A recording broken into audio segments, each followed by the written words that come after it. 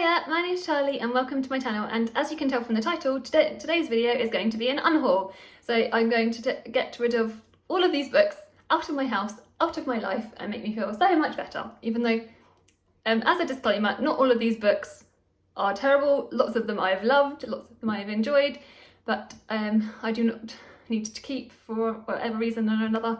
So yeah, I will go through each of them now. The Joy Luck Club by Amy Tan. This was a second-hand copy. I have read it recently, and it's sort of a generational sort of family tale, not super generational. It says The Joy Luck Club is a story of four mothers and their first generation Chinese American daughters.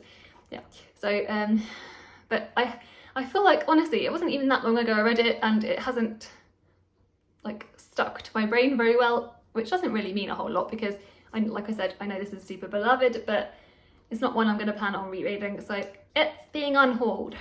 Yes, that's that one. Expectation by Anna Hope. This is one I read this month, and yeah, this is about female friendship. Three friends. I can't even remember their names. I think it's Hannah, Kate, and Lissa. Yes, I remember now. And yeah, it's sort of, we follow them. I thought this was going to be more linear than it actually was, but this is not a wrap-up video. But yeah, it's discusses some quite heavy themes. It was good, it was okay, it was not my favourite, and in some places I sort of struggled a little bit, but I mean, probably the best thing about this book is that the writer Anna Hope was in Doctor Who and played the character Novice Hame, which I was very excited for when I found out.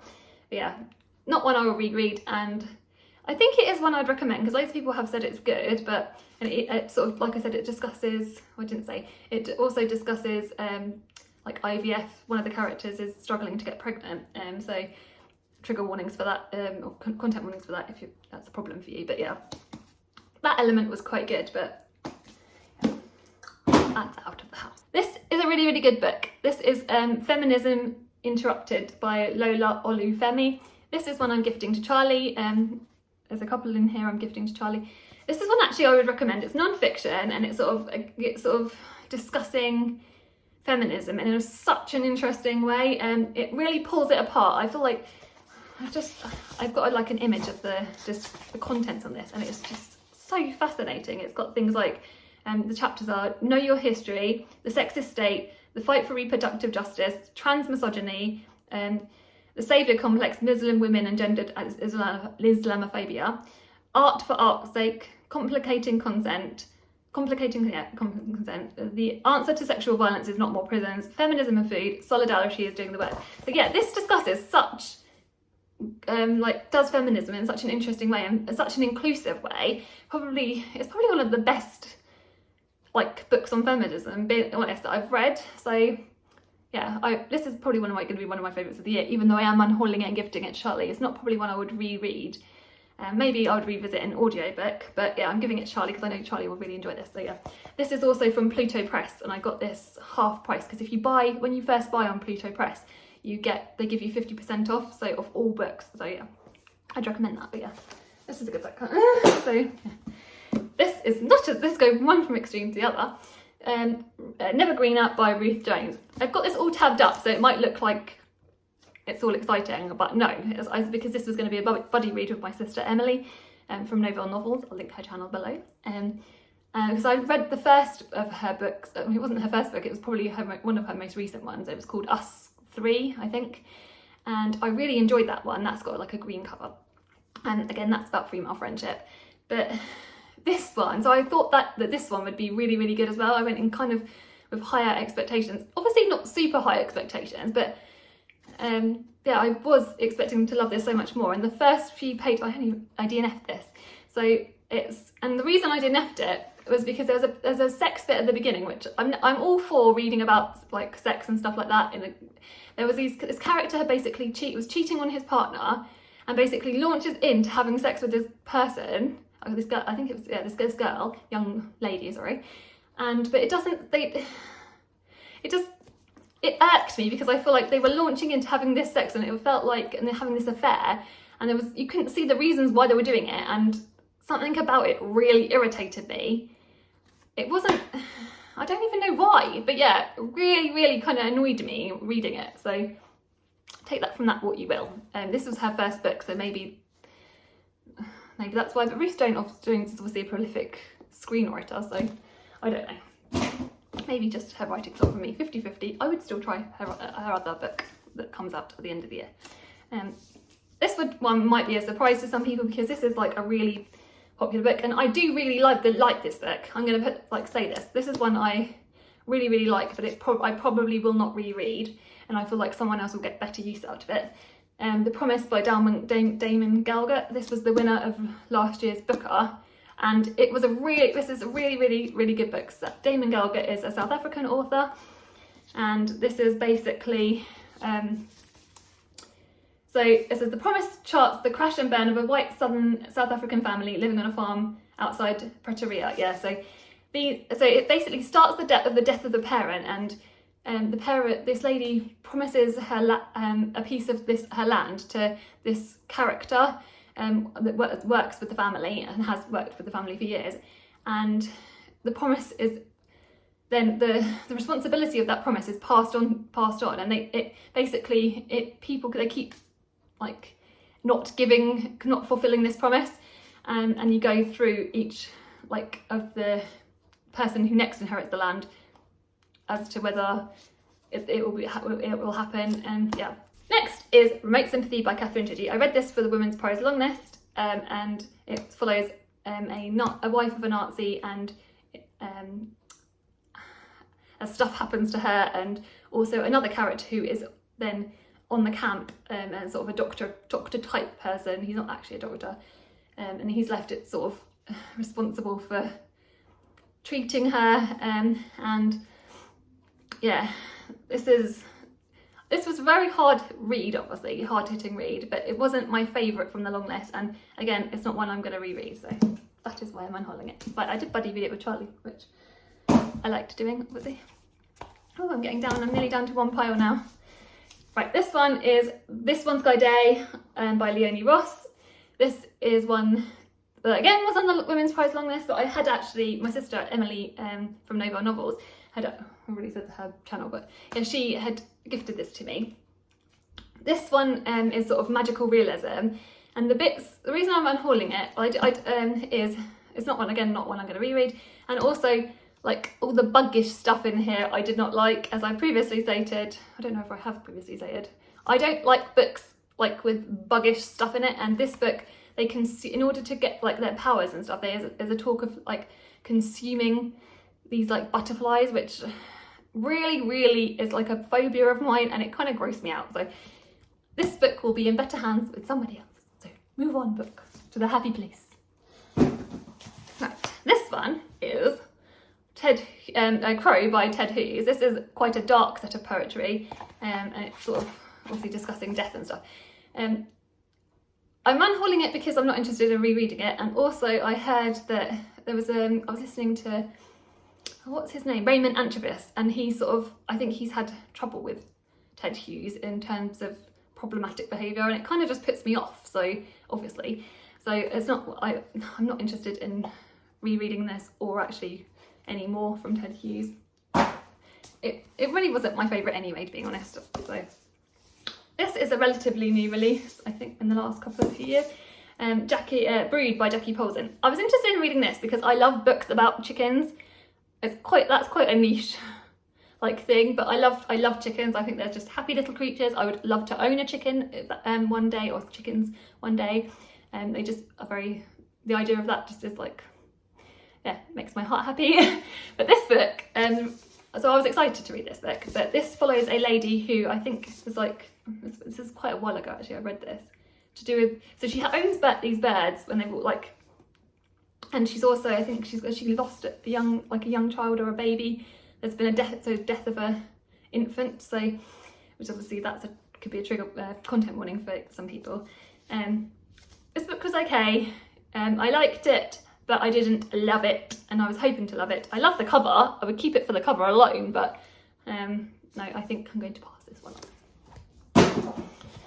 This one is a good one. I'm passing it on to the local school. So this is Cyborg Cat by Ade Adeptian. Yeah, that's right, I think. And Ade is a Paralympian, and he's written like a load of middle grades. And this one, so I read this back off on a few years ago, I think, and it's really, really sweet and good, and it's really, really good book. And I just feel like someone else would in the schools or would get better use out of it. Yeah, one I'd recommend as a middle grade. Yeah, like a kid with superhero powers. Really, really, really wonderful. Next one is No Presents Please by Jayant Kaikini. This is an translated by from the Indian by I'm going to really butcher this. Tejaswini Niranjana. Sorry, I'm so sorry. Yeah, and this is a short story collection. I think I read most of them, but the style of them I didn't really connect with, and this is another one I'm going to gift to Charlie. So yeah, that's that one. Right, nearly there. The Winter Garden by Alexandra Bell. This is magical realism, and this is a good book. It's kind of women's contemporary fiction, magical realism, and I don't know. Do you want to know the premise of this? It says, "I'm looking for the most magical spectacle." I'm trying to see. Beatrice. Oh, I know. I remember now. I remember. So sorry. The premise of this book is basically like there's a winter garden that magically appears, and it's set like obviously like when you need it, when the person needs it, and yeah. So we follow a character called, I'm not going to be very good at describing this. On the night of her mother dies, 8-year-old Beatrice receives an invitation to the mysterious Winter Garden, a place of wonder and magic filled with all the manner of strange and sublime flora and fauna. The garden is her solace every night for 7 days, but when the garden disappears, no one believes her story. Beatrice is left to wonder, was it truly real? And then you fast forward 18 years later, and I feel like, yeah, we follow her again 18 years later, and when the garden appears. This was wonderful. This was really fun. My mum gave this like I think 5 stars. She loved it, but it's not one I'm going to reread, so that's why I'm unhauling it. This one is No, I Can't Even by Simon James Green. This is a queer YA. I really enjoyed this when I read it, but I do not wish to reread it, so I'm passing this one on. This one is another one I'm going to try and give to the primary schools. Look Both Ways by Jason Reynolds. This is sort of interconnected short stories with these kids. I don't remember where they live. Again, this is one I've read a little while ago. But yeah, and this was really it was a good fun read, and I really enjoy Jason Reynolds' writing, whether it's in middle grade or adult/YA form. So, but I'm gifting this one to someone else that will like it more. 4 more left, not many left. Right, The 7 Deaths of Evelyn Hardcastle by Stuart Turton. This is one I think I gave 5 stars when I read it, but I'm not going to reread it because it's quite a convoluted plot, and we follow it. Basically, there's this character who's, so yeah, it says so long ago. Yeah, Evelyn Hardcastle is at a party thrown by her parents. Evelyn Hardcastle will be killed again. She's been murdered hundreds of times, and each day Aidan Bishop is too late to save her. The only way he can break his cycle is to identify Evelyn's killer. But every time the day begins again, Aidan wakes up in a different body of a guest. This was really fun, actually. Should I unhaul this or should I keep it? I did enjoy this when I read it. But yeah, he kind of gets put in like this character called Aidan, and every time he fails his mission, he restarts the day again, and he's put in another character's body. There was like, I feel like there was like, people have said it's a little bit ableist, and that the bodies that he was put into weren't particularly diverse. So yeah, I don't think I'm going to reread this. I did enjoy it when I read it, but yeah, that's that one. This was a really good book.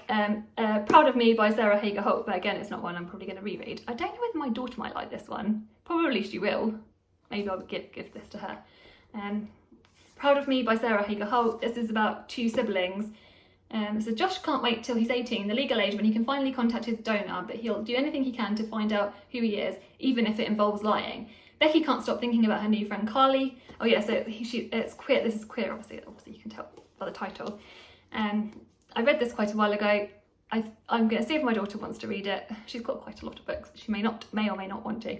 But yeah, one I'd recommend, but not one I will personally reread. This is one that's beautiful, beautiful.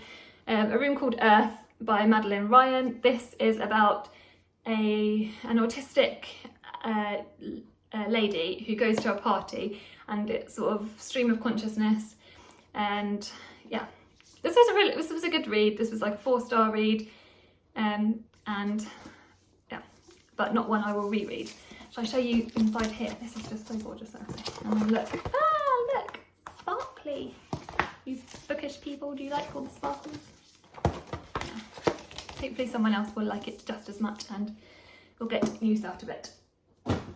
And I think that is all. That is all I've got. So let me know. It feels good to get the unhaul all done and get them out of my house when eventually I take them all. Hopefully I'll do that later today or tomorrow. Let me know how you guys are. Are you enjoying the warmer weather, if it's still warm when you watch this, or where in the world you watch this? Sending you guys lots of love, and yeah, talk to me in the comments. Love, lots of love. Goodbye.